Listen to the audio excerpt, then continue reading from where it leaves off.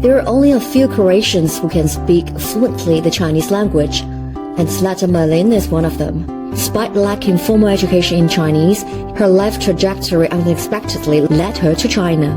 Prije 45 godina moj suprug koji je diplomirao u Kini kineski je dobio posao u veleposlanstvu i porodično sa malim sinom smo išli na posao u Peking. Merlin graduated in literature, Russian and Italian language at the Faculty of Philosophy of the University of Zagreb. When she came to China, she didn't speak a word of the Chinese language, but she didn't hesitate to change that.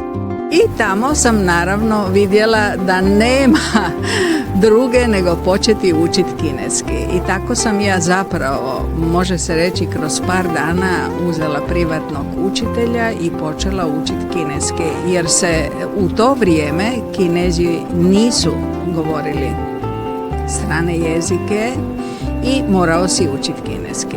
During the 8-year stay in China, Merlin seized the opportunity to immerse herself in the Chinese culture and language. Upon returning to Croatia, she leveraged her newfound fluency as a tour guide.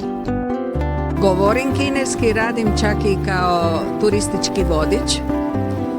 Znači da mi ide. Oni me razumiju i ja sam jako sretna. Mislim da sada Kinezi znaju puno više o Hrvatskoj nego prije. Prvo kroz sport. Kinezi jako vole sport, prate sportske kanale i prate naš nogomet.